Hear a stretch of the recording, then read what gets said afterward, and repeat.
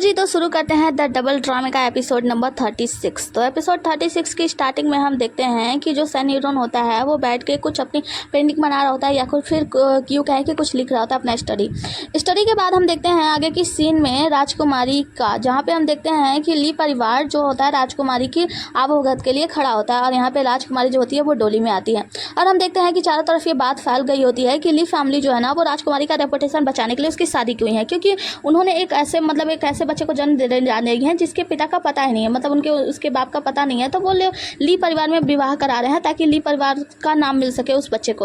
और ये लोग कहते हैं कि मतलब बातें कर रहे होते हैं कि राजकुमारी की शादी इसीलिए कराई जा रही है ताकि इस रूमर्स को रोका जा सके और सबको ये पता चले कि उस बच्चे का बाप कोई और नहीं लीजिंग है। यहाँ पे हम देखते हैं कि राजकुमारी आती है, इन तो कुछ बात का फर्क नहीं पड़ता, वो मुस्कुराती हुई आती हैं लीजिंग के साथ विवाह करने के लिए और ये दोनों एक दूसरे को प्रणाम करते हैं। जहाँ पे हम देखते हैं कि जब ये लोग झुकते हैं तो इसके पिता भी मुस्कुराते हैं देख के और लीजिंग भी मुस्कुराने का नाटक करता है। मतलब हाँ, ये भी तो दिखाएगा ना कि ये सब सही में हो रहा है, कुछ बुरा नहीं है। उसके पिता भी मुस्कुराते हैं लेकिन फिर बाद में अपना मुंह बना लेते हैं। आगे की सीन में हम देखते हैं सनी लियोन को जो कि अपना पेंटिंग बना के तैयार किए होते हैं और ये पेंटिंग बनाए होते हैं एक मकड़ी का जो कि जाल में फंसी होती है। आगे की सीन में हम राजकुमारी को देखते हैं जो कि पंखा अपने मुंह के सामने करके बैठी होती है और वहाँ पे हम सारी नौकरानियाँ भी खड़ी होती हैं, जिसकी वजह से हम देखते हैं कि लीजिंग वहाँ पे आता है और राजकुमारी को देखकर वो भी मुस्कुराने का नाटक करता है। राजकुमारी भी उसे देखकर मुस्कुराती है, उसके साथ अटखेलियाँ करती हैं, जिसके बाद से हम देखते हैं कि जब लीजिंग उस बिस्तर पर बैठने जाता है तो राजकुमारी कहती है ओहो मैं बहुत ही ज़्यादा फील कर रही हूँ कि मैं बहुत ही ज़्यादा टायर्ड हूँ, थकी हुई हूँ। एक तरफ जब दूसरी तरफ बैठता है तब भी वही कहती हैं कि अरे मैं बहुत ज़्यादा थकी हूँ। जिसके बाद हम देखते हैं कि लीजिंग वहीं पे खड़ा रहता है, बैठता नहीं है। नौकरानी आती है और कहती है कि ये वाइन है जो कि आप लोगों को टोस्ट करके पीना है। जो वाइन होता है ना वो रस्सी के दौरान बना होता है और ये विवाह के जो कपल होते हैं वो पीते हैं। जिसकी वजह से वाइन जब राजकुमारी की तरफ देती है तो राजकुमारी नहीं लेती है, तो यहाँ पे लीजिंग लेता है और एक राजकुमारी के हाथ में दे देता है। जैसे ही उस वाइन को पीने जाता है तो राजकुमारी उसका रस्सी खींच देती है और वो फिर से बुरा नहीं मानता, दोबारा पीने जाता है तो वो दोबारा रस्सी खींच देती है और कहती है कि प्रिंस कॉन्सर्ट। तो वो क्या करता है ना, वो वाइन ही फेंक देता है। तो वो गुस्से में उठ के उसे एक थप्पड़ जड़ देती है और कहती है कि प्रिंस कॉन्सर्ट तुम समझते क्या हो अपने आप को, तुम्हारी हिम्मत कैसे हुई वाइन फेंकने की। जिसके बाद से वो कहती है मैं बहुत ज़्यादा थकान महसूस कर रही हूँ और नौकरानियाँ वहाँ से चली जाती हैं। जिसके बाद से वो कहती है कि क्या तुम्हें अलग से बताना पड़ेगा। तब वो मुस्कुराता है, हंसता है और राजकुमारी को प्रणाम करके चला जाता है। हम देखते हैं कि लीजिंग तब यहाँ से जा रहा होता है ना तो वो रो रहा होता है। एक तरीके से देखा जाए ना तो लीजिंग के साथ बहुत बुरा हुआ है। आगे राजकुमारी उसी फ्लावर वाले हेयरपिन को देख रही होती है जो कि सनी लियोन ने उसे दिया होता है। वो याद करती है कि कैसे सनी लियोन अपने हाथों से ये फ्लावर वाला हेयरपिन लाकर उसके बालों में लगाया था, उससे कितनी प्यार भरी बातें की थी। वो उसके साथ बिताए हुए पल को याद कर रही होती है और यहाँ पे राजकुमारी भी रो रही होती है। मतलब इसके साथ भी बुरा ही हो रहा है शुरू से ही। हम देखते हैं कि जो राजकुमारी होती है ना उसके पेट में बहुत जोर से दर्द होने लगता है। वो अपना पेट पकड़ के रोने लगती है, बहुत जोर जोर से चिल्ला रही होती है और वहीं पे रोते रोते बेहोश हो जाती है, ये यूं कहें सो जाती है। इतने सारे ड्रामे देखे हैं तो इससे एक एक्सपीरियंस तो आ गया है। सही बताओ तो इसमें 4 या 5 एपिसोड बचे हैं। इसका मतलब ये है कि राजकुमारी का लाइफ तो बर्बाद हो गया। अगर थोड़ा ज़्यादा एपिसोड होता ना तो मुझे ये लगता है कि शायद राजकुमारी और लीजिंग का सेटिंग हो जाता, मतलब इन दोनों का शादी वादी करके प्यार व्यार भी हो जाता। वैसे तुम्हें क्या लगता है, तुम लोगों ने भी बहुत सारे ड्रामा देखे होंगे ना, तो जल्दी से कमेंट करके बताओ जो मैंने कहा वो सही कहा या गलत। आगे हम सनी लियोन को देखते हैं कि इसकी खुशी संभाले नहीं संभल रही होती है, मतलब बहुत ज़्यादा खुश होता है, अपने माँ को और बहन को खाना परोस रहा होता है खुशी से। उसकी बहन कहती है कि माँ आज इतना ज़्यादा खुश क्यों और अलग व्यवहार क्यों कर रहा है। वो कहती है कि शायद इसलिए क्योंकि जो राजकुमारी थी उसका मैटर सॉल्व हो गया, मतलब अब उसके रेपुटेशन पे कोई दाग नहीं लगने वाला है। वो कहता है कि तुम लोग क्या सोच रही हो, खा क्यों नहीं रही हो। वो कहती है माँ कि हाँ खा रहे हैं ना। जिसकी वजह से वो लोग खाने लगते हैं तो माँ कहती है कि बेटा और क्या तुम अब महाराज से बात नहीं करोगे, तुम्हारी और राजकुमारी की शादी के बारे में, उनकी शादी के बाद तुम प्रिंस कॉन्सर्ट बन जाओगे। वो कहता है कि माँ जो प्रिंस कॉन्सर्ट है ना वो बस एक टाइटल है, तो मुझे ये बेकार सा टाइटल नहीं चाहिए। तो माँ कहती है कि तो फिर तुम और आगे क्या चाहते हो। वो कुछ नहीं कहता और मुस्कुराता है, मतलब हंसता है, साइक्रेटिस्ट स्माइल देता है। जिसके बाद से आगे की सीन में हम देखते हैं जियांगली को जो कि अपने भाई का सेवा कर रही होती है, मतलब उसका पैर दबा रही होती है। भाई कहता है कि बहन तुम्हें रोज रोज आके मेरी इतनी सेवा करने की जरूरत नहीं है, मुझे तुम मिल गए, मेरे पिता मिल गए, इतना मेरे लिए काफ़ी है। वो कहती है लेकिन मैं तुम्हारे साथ हमेशा रहना चाहती हूँ पूरी ज़िंदगी। जिसके बाद से उसका भाई कहता है कि हाँ मैंने सुना है कि राजकुमारी की शादी है लीजिंग से शादी हुई है। वो कहती है कि हाँ ये सब हमारे प्लान का पार्ट है और वो प्लान के अकॉर्डिंग ही सब कुछ चल रहा है। तो वो कहता है कि एक बार जब तुम्हारा प्लान सक्सेस हो जाएगा ना, हम लोग सब कुछ ठीक कर लेंगे, तो मैं यहाँ से तुम्हारे साथ अपने फैमिली मतलब अपने घर पे चलूँगा। जिसके बाद से मैं क्यूजी से मिलाऊंगा तुम्हें और मैं उससे मिलना चाहूँगा। वो कहती है कि क्यूजी क्या तुम्हें अभी भी वो याद है। वो कहता है कि हाँ मुझे याद है, क्या तुम मुझसे मिली हो। वो कहती है कि हाँ जब मैं लुयांग सिटी में गई थी ना तो मुझे तो पता था कि तुम मुझसे शायद प्यार करते हो, मैंने एक बार एक बॉक्स देख लिया था। जिसके बाद से मैं उससे मिलने गई और उसने मुझे तुम्हारे बारे में बताया। वो कहता है कि मैं बहुत खुश हूँ कि मैं जीवित हूँ, मैं उससे जाऊँगा मिलूंगा और अब तक तो वो अपना सारा पैसा चुका चुकी होगी ना और वो अच्छा जीवन जी रही होगी, मतलब वो मुझे याद करती है। वो कहती है कि हाँ वो तुम्हें याद करती है। जिसके बाद से वो कहता है कि उसका क्या हुआ, वो ठीक है ना। वो कहती है कि हाँ वो ठीक है और वो एक अच्छे आदमी से शादी कर लिया और अपना पीसफुल अच्छी लाइफ बिता रही है। और तुम्हें पता है वो एक ऐसी जगह पे रहती है जहाँ पे अब उसे कोई भी बुली नहीं कर पाएगा। आएगा। तो वो कहते हैं कि हाँ ये तो बहुत अच्छी बात है कि वो खुश है। जिसके बाद से हम देखते हैं कि जियांगली बहुत ही ज़्यादा टूट जाती है और बाहर जाती है। बाहर जाकर वो रो रही होती है और याद कर रही होती है कि कैसे वो उससे उसके भाई के प्रेमिका से मिली थी और क्या क्या हुआ। अंदर हम देखते हैं कि उसका भाई जो होता है ना वो बहुत ज़्यादा रो रहा होता है कि मेरी प्रेमिका जो थी वो किसी और से शादी कर चुकी है, लेकिन इस बात के लिए खुश होता है कि चलो अब वो एक अच्छी लाइफ जिएगी। आगे की सीन में हम सीटू को देखते हैं जो कि जंगल में होती है और कीड़े मकोड़ों को पकड़ रही होती है, मतलब जहरीले कीड़ों को, और कहती है कि मैं हैप्पी हूँ कि आज मैंने बड़ा सा कीड़ा पकड़ा। ड्यूक्स भी उसके साथ ही होते हैं। यहाँ पे सीटू कहती है कि वैसे आज तुम मुझे कंपनी देने के लिए क्यों आए। वो कहता है कि मैं जल्दी जाने वाला हूँ यहाँ से। वो कहती है कि अच्छी बात है, वैसे तुम्हारा बहुत बहुत शुक्रिया कि तुम मेरे साथ है। वो कहता है कि वैसे मैं तुमसे कुछ बात करने के लिए भी आया हूँ। वो कहती है कि हाँ बताओ ना।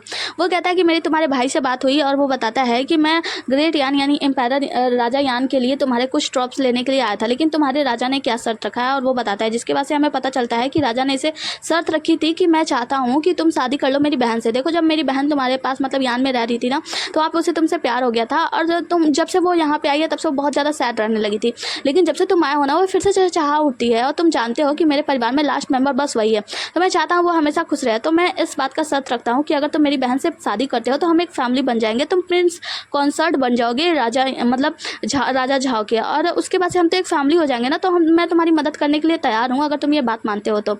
जिसके बाद से जो ड्यूक्स होते हैं ना वो राजा को मना नहीं करते और कहते हैं कि ठीक है, ये बात निर्भर करता है आपकी बहन पे, मैं आपकी बहन से एक बार बात करना चाहूँगा, अगर वो तैयार है तो मैं भी शादी के लिए तैयार हूँ। तो खुश हो जाती है और कहती है कि तो तुमने क्या सोचा। तो वो कहता है कि नेचुरली मैंने उनसे कह दिया कि ये सब तुम्हारे ऊपर डिपेंड करता है कि तुम क्या फैसला करती हो। वो कहती है कि तुम्हें पता है ना कि मेरा क्या फैसला होगा। वो कहता है कि हाँ मुझे पता है, इसीलिए मैं तुम्हें यहाँ पे कुछ चांस देने के लिए आया हूँ, मतलब कुछ बातें कहना चाहता हूँ। मैं तुमसे ये कहना चाहता हूँ कि देखो अगर तुम मुझसे शादी कर लेती हो और कुछ ड्रॉप्स देती हो तो मैं तुमसे शादी करने के लिए तो मना ही करूँगा। मैं तो तुमसे शादी करना नहीं चाहता हूँ। तो तुम्हें जाके अपने राजा से मतलब अपने भाई से बताना है कि तुम्हें मुझसे शादी नहीं करनी है और अपने ड्रॉप्स को मुझे दिलवाना है। अगर तुम नेचुरली मना कर देती हो तो राजा मना नहीं करेंगे, क्योंकि राजा तुमसे बहुत ही ज़्यादा प्यार करते हैं। तुम मना करती हो तो कोई बात नहीं रहेगी। और साथ ही तीसरा चीज़ ये है कि अगर तुम शादी के लिए मना नहीं करती हो और ऐसे जिद करती रहती हो और मैं तुमसे शादी तो करूँगा नहीं, तो फिर मैं जाहिर सी बात है राजा यान के पास जाऊँगा, राजा यान मुझे जान से मार देंगे। तो अगर तुम मुझे जान से मारने के लिए तैयार हो तो फिर कोई बात नहीं है। मैं तो यहाँ पे जो सीटू होती है वो कहती है तुम क्या पगला गए हो, तुम क्या जानते हो कि मैं तुम्हारी जान बचाने के लिए मतलब मैं इतना अच्छा सा मौका छोड़ दूँ, मुझे कोई फर्क नहीं पड़ता तुम मरो या जियो। और उसे धक्का देकर वहाँ से चली जाती है। यहाँ पे हम देखते हैं ड्यूक्स जो होते हैं ना वो मुस्कुरा रहे होते हैं, क्योंकि उनको पता है कि उनकी सीटू उन्हें मरने नहीं देगी।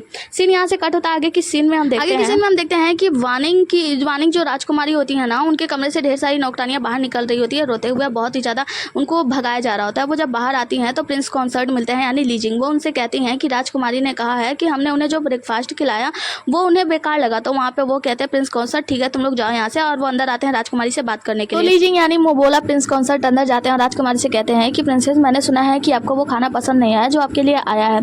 देखिए तो वो कहती है कि हाँ मुझे ये खाना बिल्कुल भी पसंद नहीं आया, बहुत ही ज़्यादा डिस्गस्टिंग है, बहुत बेकार है, टेस्टलेस है। वो कहते हैं कि आप ऐसे कैसे बोल सकती हैं प्रिंसेस, क्योंकि मेरी माँ ने बड़े प्यार से स्पेशली आपके लिए फूड बनाया है। वो कहते हैं कि देखो सबका टेस्ट अलग होता है ना, सबको अलग अलग प्रकार का टेस्ट पसंद होता है, तो मुझे ये खाना पसंद नहीं आया, सो पसंद नहीं आया, इसमें कौन सी बड़ी बात है। तो यहाँ पे जो प्रिंस कॉन्सर्ट होता है वो कहते हैं कि ठीक है फिर प्रिंसेस आप चिंता मत कीजिए, मैं अभी किचन में जाता हूँ और लोगों को बताता हूँ कि आपके टेस्ट के अकॉर्डिंग कुछ अच्छा सा खाना बना के लाएं। और मुस्कुराता हुआ जो प्रिंस कॉन्सर्ट है लीजिंग वहाँ से चला जाता है। राजकुमारी खाने की तरफ देखती है। आगे हम देखते हैं कि जियांगली आती है ड्यूक्सू के निवास में हाईतांग और अपने भाई से मिलने के लिए। यहाँ पे हम देखते हैं कि ये लोग मीट रोस्ट कर रहे होते हैं। जियांगली पूछती है कि तुम लोग क्या कर रहे हो, तो उसका भाई बताता है कि ड्यूक्सू आने वाले हैं ना आज, तो उन्हीं के लिए मैं मीट रोस्ट कर रहा था। वो पूछती है कि वैसे भाई के मतलब पिताजी कैसे हैं। वो कहता है कि पिताजी अब ठीक है, काफ़ी बेटर फील कर रहे हो, पता है उन्होंने आज मुझे पहचाना और मुझे बोला ना तो मेरी आंखों में तो आंसू आ गया, मेरा नाम पुकारा। तो जिसके वजह से जियांगली कहती है अच्छा। उसके वजह से जो ड्यूक्स मतलब जियांगली का भाई होता है ना वो हाईतांग को इशारा करता है और ये दोनों लोग यहाँ से जाने लगते हैं उठ के। जियांगली कहती है तुम लोग कहाँ जा रहे हो। वो कहता है कि जब मीट पूरी तरीके से सीख चुका है और रोस्टिंग हो चुकी है, जब ड्यूक्स आएंगे ना तो तुम परोस देना, वैसे भी हम लोग ना तुम दोनों के बीच में हड्डियाँ नहीं बनना चाहते, और वहाँ से उठ के चले जाते हैं। जियांगली हंसने मुस्कुराने लगती है। इसके बाद से हम देखते हैं कि बाहर किसी के आने की आहट होती है, तो जियांगली दौड़ती हुई जाती है कि शायद ड्यूक्सू पहुंच गए। जियांगली जब बाहर जाती है तो बाहर ड्यूक्सू नहीं बल्कि ड्यूक्सू के दादाजी होते हैं। जियांगली उन्हें नहीं पहचानती और वो भी उसे नहीं पहचानते, तो दोनों लोग एक दूसरे से पूछते हैं कि आखिर तुम कौन हो। जियांगली बताती है कि मैं जियांग युआन बाई की दूसरी बेटी जियांगली हूँ। तो दादाजी कहते हैं जियांग युआन बाई वही ना जो कि बहुत ही ज़्यादा कवर्ड था, यानी कि उसके अंदर बिल्कुल ताकत नहीं था, कायर था। तो जियांगली कहती है आप कैसी बातें कर रहे हैं। तो दादाजी कहते हैं हाँ तुम्हें पता है वो जब शुरू में मंत्री बना था ना तो इतना ज़्यादा कायर था, इतना ज़्यादा डरपोक था कि क्या कहा जाए। तो जियांगली कहती है कि अच्छा। तो वो अभी इससे पहले कि कुछ बोलते हैं कि यहाँ पे लूजी आ जाता है। लूजी कहता है कि जनरल अगर आप मुझे पहले बता दिए होते तो मैं आपको लेने के लिए स्टेशन आ जाता। वो कहता है कि मक्खन मत लगाओ, मुझे पता है कि मुझे कौन लेने आता है कौन नहीं, मुझे पता है कि तुम लोग यहाँ मुझे ड्यूक निवास में आने नहीं देते, वैसे मैं यहाँ से गुजर रहा था और मेरे पास एक्स्ट्रा वाइन की बोतलें 2 थी तो मैं लेकर चला आया। लूजी कहता है कि जनरल आप कैसी बातें कर रहे हो, ड्यूक निवास में आने से आपको भला कैसे रोक सकता है कोई भी। तो वो कहता है कि देखो मैंने ये बाल ना अपने धूप में सफ़ेद नहीं किए हैं, ठीक है, ये वाइन रखो, मैं यहाँ से जा रहा हूँ। जब वो वहाँ से जाने लगते हैं तो जियांगली कहती है कि जनरल मैं आपको अच्छे से जानती हूँ, आप साओ डाक चुंग है ना, आप वही हैं जो कि लेट एम्पायर का किंगडम बनाने में उनकी मदद किए थे। तो वो कहते हैं कि देखो देखो ये कितनी प्यारी बातें करती है, ये मेरे बारे में अच्छे से जानती है, कितनी स्वीट है ना ये गर्ल। और उसके बाद से कहते हैं कि ऐसे बात किया करो अच्छे से, और वहाँ से जाने लगते हैं। लूजी इनके पीछे पीछे जाने लगता है। जब ये लोग बाहर जाते हैं तो हम देखते हैं दूसरी तरफ से ड्यूक्स वहाँ पे आ रहे होते हैं। ड्यूक्स आते हैं, दादाजी को देखते हैं लेकिन उनसे कुछ भी नहीं बोलते, मुंह फेर के वहाँ से जाने लगता है और अपने लोगों से कहते हैं मैंने कहा था कितनी बार कि ड्यूक निवास में कोई भी आना नहीं चाहिए, और अंदर चले जाते हैं। दादाजी भी बेचारे कुछ नहीं बोलते और वहाँ से चले जाते हैं। इन दोनों के बीच कुछ मनमुटाव चल रहा होता है। आगे जियांगली को देखते हैं जो कि उन बोतलों को उठाने की कोशिश कर रही होती है लेकिन उठा नहीं पा रही होती है। ड्यूक्स उसे देखते हैं तो मुस्कुराते हैं कि ये मेरे स्वागत के लिए यहाँ पे कहते हैं कि उसे छोड़ दो, मत उठाने की कोशिश करो, मैं अभी किसी को बोलता हूँ वो ले जाकर बाहर फेंक देगा। तो जियांगली कहती है कैसी बातें कर रहे हो, ये सीनियर आए थे यहाँ पे वो देने के लिए, मतलब आपके दादाजी। वो कहता है कि वो हर साल यहाँ पे आते हैं देने के लिए और इससे क्या फ़र्क पड़ता है, मैं उससे फिकवा ही देता हूँ। जियांगली कहती है लेकिन आप ऐसा क्यों करते हैं। तो यहाँ पे ड्यूक्सू कहते हैं कि मैं इतने दिनों बाद मिला हूँ, क्या तुम इन सब मामलों में बात करने वाली हो। तो जियांगली फिर मुँह बंद कर लेती है, जिसके बाद से वहाँ पे हम देखते हैं कि लूजी आता है, कहता है कि वाह आंगन से क्या महक आ रही है। तो जियांगली बताती है कि सू झाओ ने और हाईतांग ने उन दोनों ने मीट रोस्ट किया है ड्यूक्सो के लिए आपके वेलकम पे। उसके बाद से हम देखते हैं कि ड्यूक्सो और जियांगली जो होते हैं वो आंगन में होते हैं। ड्यूक्सो को सर्व कर रही होती है, मतलब खिला रही होती है, ये लोग खा पी रहे होते हैं। तो ड्यूक्सो मतलब जियांगली कहती है कि आपका काम हुआ। तो वो कहते हैं कि हाँ मेरा काम तो हो गया, लेकिन पता है जो राजा जहाँ है ना वो चाहते हैं कि मैं उनकी बहन से शादी कर लूँ, उनका दामाद बन जाऊँ, जिसके बाद से वो हमें कुछ सैनिक दे देंगे। तो यहाँ पे जियांगली कहती है तो फिर, तो वो कहता है कि तो फिर क्या, तो फिर मैंने अभी हाँ तो नहीं कहा है लेकिन मतलब मेरे पास अभी टाइम है। तो जियांगली कहती है ठीक है तो फिर मैं तेज दौड़ने वाले घोड़े मंगा देती हूँ, आप जाकर हाँ बोलाओ। तो ड्यूक्सो कहते हैं कि अगर तुम्हें पता है अगर मैं ऐसा कर दूँ तो क्या तुम मुझे छोड़ोगी। वो मुस्कुराती है, मतलब हाँ वो हाँ तो कहेंगे नहीं। तो वो कहती है तो फिर आप क्या करेंगे। वो कहते हैं कि मैंने चाल चल दिया, मतलब अपना काम कर दिया है, देखते हैं सब कुछ ठीक हो जाएगा और मछली जल्दी ही जाल में फंस जाएगी। जिसके बाद से हम देखते हैं कि जियांगली जो होती है वो कहती है कि क्या आपको पता है ना कि प्रिंसेस की शादी जो है वो हो गई है लीजिंग से, और लीजिंग बहुत ही ज़्यादा गुस्से वाला है। तो देखते हैं कि जब दवाई का असर खत्म होता है तो कौन अपने सर पे ये भान मरता है कि मतलब उसकी राजकुमारी का हालत किसकी वजह से हुआ। आगे का सीन में हम देखते हैं सनी रोन को जो कि अपने छात्रों से कह के कुछ दवाइयों पे जांच वाच करा रहे होते हैं, कुछ मेडिसिन पे। जिसके बाद से उनका छात्र आता है, उन्हें बताता है कि आपने जैसा कहा था मैंने कुछ रेयर दवाइयों के बारे में पता किया है और मैंने टिक मार्क कर दिया, और बुक रख के वहाँ पे चला जाता है। ड्यूक्सू लेते हैं और उस बुक्स में से किसी दवाई को ढूंढने लगते हैं जैसा कि उनके पास पर्ची होती है। आगे का सीन में हम लूजी को देखते हैं जो कि आता है और ड्यूक्सू को बताता है कि ड्यूक्सू आपको पता है कि जहाँ पे शस्त्र गाह है ना, जहाँ पे शस्त्र खरीदे जाते हैं, 3 महीने पहले वहाँ पे बहुत सारे शस्त्र खरीदे गए थे लेकिन उनका कोई उल्लेख नहीं है, मतलब उनका कहाँ पे यूज किया गया वो अचानक से गायब हो गए। मैंने अच्छे से जांच की तो हमें पता चला कि जो उनका खरीदार है कौन बिन, उन्हीं के तरीके से ये कहीं गायब किया गया है, लेकिन अभी तक पूरी तरीके से पता नहीं लगा, तो मैं इन्वेस्टिगेशन कर रहा हूँ। वो कहते हैं कि मैं अच्छे से जानता हूँ कि ये सब मिस्टर चैंग, राजा चैंग जो है वो ले चुके हैं वो, और कौन बिन भी इसमें मिला हुआ है। तो तुम एक काम करो, जाकर डायरेक्ट उसे गिरफ्तार कर लो। वो कहता है कि क्या अब इन्वेस्टिगेशन की जरूरत नहीं है। वो कहते हैं नहीं मुझे पता है, तो जाकर अब उसे डायरेक्ट गिरफ्तार कर लो, इतना टाइम नहीं है। जिसके बाद से हम देखते हैं कि लूजी जब वहाँ पे पहुँचता है गिरफ्तार करने के लिए कोंगबिन, तो हमें पता चलता है कि कोबिन जो है ना वो आत्महत्या कर चुका है, मतलब उसकी मौत हो चुकी है। तो यहाँ पे ये लोग कहते हैं कि अब क्या होगा, इसकी तो आत्महत्या कर ली है और इसने अपना लिख भी दिया है कि कुछ हथियार इसने खरीदे थे गुप्त तरीके से। संजय लूजी बताते हैं कि इन्होंने तो उस डॉक्यूमेंट को भी जला दिया है। जिसके बाद से जो ड्यूक्स होते हैं वो कुछ सोच ही रहे होते हैं, अभी इन लोगों से बात कर ही रहे होते हैं। तभी यहाँ पे एक नए ऑफिसर आते हैं, मतलब वांग, जो मिस्टर वांग होते हैं वो भी शस्त्रगाह में ही काम करने वाले होते हैं। वो आते हैं, प्रणाम करते हैं। तो ड्यूक्स को कहते हैं कि आप भी इन सब में मिले हुए थे, आपको इन सब के बारे में पता था ना कि वो गुप्त रूप से हथियार खरीद रहा है और बेच रहा है। तो वो कहते हैं कि माफ कीजिएगा, मुझे इसके बारे में कुछ भी पता नहीं था, अगर मुझे पता होता तो मैं जरूर कोई ना कोई एक्शन लेता। तो वो कहते हैं कि देखिए इन्होंने सारे कागजात भी जला दिए हैं। तो यहाँ पे जो मिस्टर वांग होते हैं वो कहते हैं कि देखिए इसके बारे में हमें कुछ दिन पहले ही पता चला, हम लोग अभी जांच ही कर रहे थे कि आखिर किसने ये सब कुछ किया है, लेकिन आज ये सब हो गया। मुझे तो जब सोर्स सुनाई दिया तब मैं यहाँ पे देखने के लिए चला है।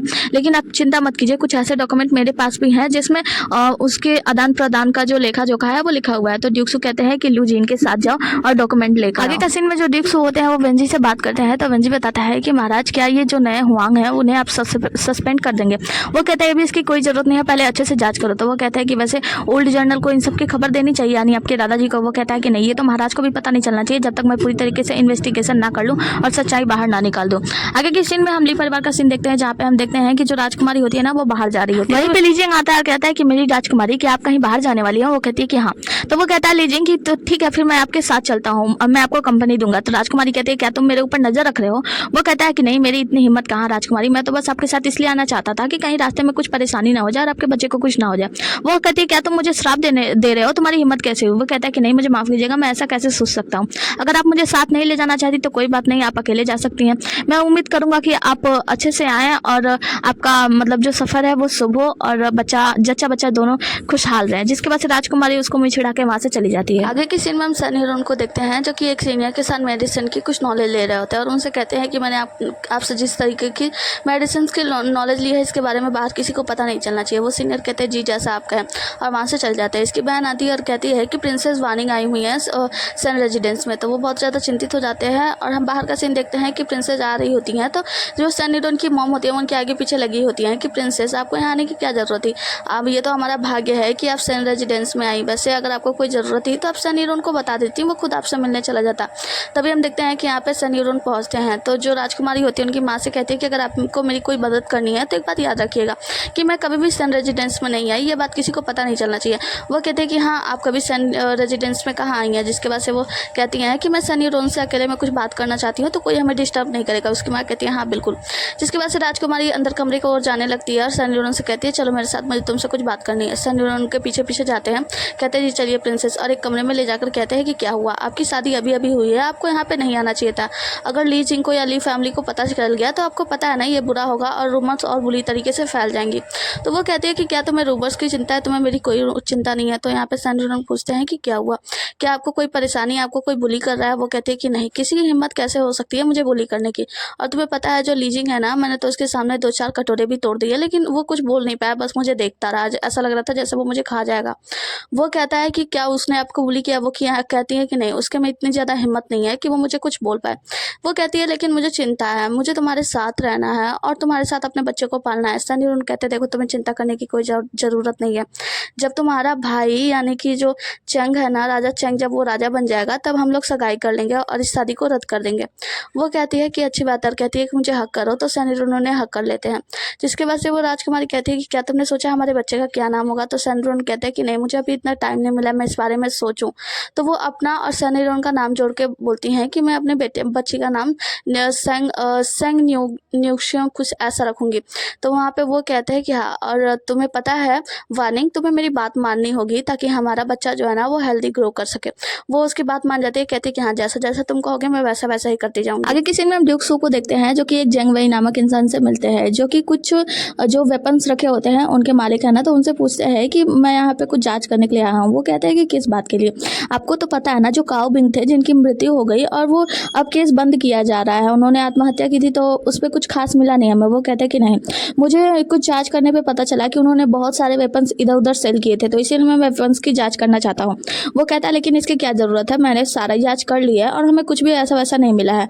तो ड्यूक सू कहते हैं कि देखिए हमें वेपन्स की जाँच करनी होगी क्योंकि मुझे कुछ ऐसे सबूत मिले जिससे पता चलता है कि वो बहुत सारे वेपन जो है ना वो गुप्त रूप से खरीद रहे थे और बेच रहे थे। तो यहाँ पे वो कहते हैं कि ठीक है अगर ऐसी बात है तो वो अपने एक सैनिक से बुलाते हैं और कहते हैं कि ये शाओ है, साओ जी ये आपको दिखा देगा। जिसके बाद से वो ड्यूक सू जो होते हैं वो साओ जी के साथ साथ चले जाते हैं। जिसके बाद से हम मिस्टर जाओ को देखते हैं जो कमांडर होते हैं ना, वो अपने एक आदमी को बुलाते हैं और कहते हैं कि जाओ सीनियर शाओ से बोलो कि वो आकर मुझसे मिले, मुझे उनसे कुछ बात करनी है। जिसके बाद से हम देखते हैं ड्यूक सू जो होते हैं ना वो वहाँ पे जाते हैं जिस जगह पे सारे तलवार और वेपन्स वगैरह रखे होते हैं, वहाँ पे जाके डॉक्यूमेंट्स उन सबकी जांच कर रहे होते हैं। बंजी बताता है कि हमारे पास 2 डॉक्यूमेंट्स है और दोनों डॉक्यूमेंट्स के जो नंबर है ना वो इन वेपन्स के नंबर से मैच करते हैं, मतलब ये सब कुछ सेम वैसा ही है जैसा जितना यहाँ पे वेपन है। ड्यूक सू कहते हैं कि अच्छा, तो फिर साहु जी जो होते हैं वो कहते हैं कि फिर क्या मैं इस डॉक्यूमेंट को रख सकता हूँ एक कॉपी। तो वो कहते हैं कि नहीं, अभी हमें आपके इस एक कॉपी का चाहिए। तो यहाँ पे साहु जी जो होते हैं वो कहते हैं कि ठीक है, लेकिन जैसे ही आपका काम खत्म हो जाए इस डॉक्यूमेंट के कॉपी को दे दीजिएगा क्योंकि ये बहुत ही ज़्यादा इंपॉर्टेंट है। जिसके बाद जब ये लोग बाहर जाते हैं तो लूजी मिलता है तो ड्यूक सू से कहता है कि मैंने जांच किया है कि काओ बिंग की मृत्यु में कुछ लोगों का हाथ है और यहाँ पे जो डॉक्यूमेंट्स दिखाए जा रहे हैं वो सब भी नकली है और हमें एक नया डॉक्यूमेंट मिला है। जिसके बाद से ड्यूक सू कहते हैं ठीक है फिर जाओ एक काम करो, साहु जी को जल्दी से गिरफ्तार कर लो, और वहाँ से चले जाते हैं। मिस्टर जेंग वेई को देखते हैं जो कि मिलते हैं साफ सीनियर से यानी ड्यूक सू के दादाजी से। तो ड्यूक सू के दादाजी कहते हैं कि आखिर में वो वेपन्स के इन लोगों की सभी लोगों की जांच क्यों कर रहा है। तो यहाँ पे साहु जी जो होते हैं ना वो बताते हैं, शाओ वेई बताते हैं कि दरअसल बात यह है ना कि कुछ घटना घटी है जो जो एक काओ बिंग नाम के व्यक्ति थे उनकी मृत्यु हो गई और कुछ कागजों में पता चला है कि काओ बिंग इनलीगल तरीके से वो कुछ आर्मर यानी कि कुछ हथियार वगैरह खरीद रहे थे और बेच रहे थे, जिससे जो दादाजी होते हैं, जिससे वो आदमी होता है ना काओ बही, तो कहता है मतलब जो बही होता है वो बताता है कि आपको पता है ना जो साओ हैंग है यानी ड्यूक सू है उनका टेम्पर कितना खराब है, मतलब वो जब तक सच्चाई का पता ना लगा ले तब तक वो रुकने वाले नहीं है, वो तो उसको किसी भी बिल में से भी खोज निकालेंगे। तो यहाँ पे दादाजी कहते हैं ठीक है मैं देखता हूँ आखिर वो क्या करता है, मैं मनाने की कोशिश जरूर करूँगा। और जिसके बाद से जो जेंग वही होते हैं वो कहते हैं कि ठीक है अगर आपसे बात हो गई है तो मैं निश्चिंत रहूंगा और वहाँ से चले जाते हैं। आगे की सीन में हम देखते हैं कि प्रिंसेस वानिंग वापस लीजिंग के महल में आती हैं तो लीजिंग पूछता है कि कहाँ गई थी, इतना देर हो गई। जिसके बाद से वो याद करती है कि सनी लियोन ने कहा था कि तुम्हें उससे पोलाइटली बात करनी होगी, मतलब उसे गुस्सा नहीं दिलाना होगा, क्योंकि तुमको पता है ना कि वो सोने का चम्मच लेकर पैदा हुआ है और वो बहुत ही ज्यादा गुस्से वाला है, अगर उसने कुछ गड़बड़ कर दी तो हमारी प्लानिंग खराब हो जाएगी। जिसके बाद से वानिंग उसे बड़े आराम से कहती है कि देखो मैं अपने महल में गई थी कुछ सामान लेने के लिए। वो कहता है कि आपका महल और सनी लियोन का महल अलग अलग दिशा में है। वो कहती है क्या तुम मेरा पीछा कर रहे हो? वो कहता है कि नहीं मैं आपका पीछा नहीं कर रहा हूँ। जिसके बाद से प्रिंसेस वहाँ से नौकरानियों को भेजने के बाद उसके पास आती है और कहती है कि देखो हम सभी के बीच में ना एक डील हुई है, ली फैमिली और मेरे बीच में, और ये तुम लोग अपना भाग्य मानो कि मैं तुम्हारे घर की बहू बन के आई हूँ कुछ दिनों के लिए, और जब ये मेरा काम पूरा हो जाएगा मैं अपने बच्चों के प्रोटेक्शन के लिए तुम्हारे पास हूँ, तो जब मेरा काम पूरा हो जाएगा ना तो तुम्हें अच्छा सा गिफ्ट दिया जाएगा, बहुत बड़ा तोहफा दिया जाएगा, तो तुम आराम से बस शांति से सहन करते रहो। वो कहता है कि ठीक है आपके और आपके बच्चे के लिए ये भी सही है कि आप सनी लियोन के साथ ना दिखिए, अगर सनी लियोन के साथ दिखती हैं और लोग ऐसा देखते हैं तो मुझे बताते हैं, जब ये सारी बातें पता चलेगी और रूमर्स फैल जाएंगे तो फिर मैं कुछ भी नहीं कर पाऊंगा। यहाँ पे राजकुमारी जो होती है उसे बहुत ज्यादा गुस्सा आती है, कहती है कि इसकी हिम्मत कैसे मुझे ऐसा बात करने की, अगर बच्चे की बात ना होती ना तो ये मुझे इस तरह धमका नहीं पाती। सिनेमा लूजी को देखते हैं जो कि साहू जी को किडनैप कर लिया होता है, साहू जी को बांधा होता है, तो साहू जी कहता है कि तुम ये क्या कर रहे हो, तुम लोगों ने जैसा कहा था मैंने सारी रिपोर्ट भी दे दी थी और वहाँ पे जितने भी हथियार थे सब कुछ दिखा दिया था। तो यहाँ पे जो लूजी होता है वो कहता है कि अच्छा तो तुम्हें लगता है कि तुमने सारी सच्चाई उगल दी थी, सच्चाई तो तुम्हें अब उगलना होगा। तुम्हें क्या लगता है कि जब वैन काओ की मौत हो गई, वही काओ की मौत हो गई और जिसके बाद से उसने डॉक्यूमेंट को जला दिया तो हम लोग को कुछ पता नहीं चलेगा, और वहाँ से आग में से ना एक बड़ा सा लोहा का वो जला लेता और कहता है कि अब तो तुम्हें सच्चाई उगलनी ही पड़ेगी।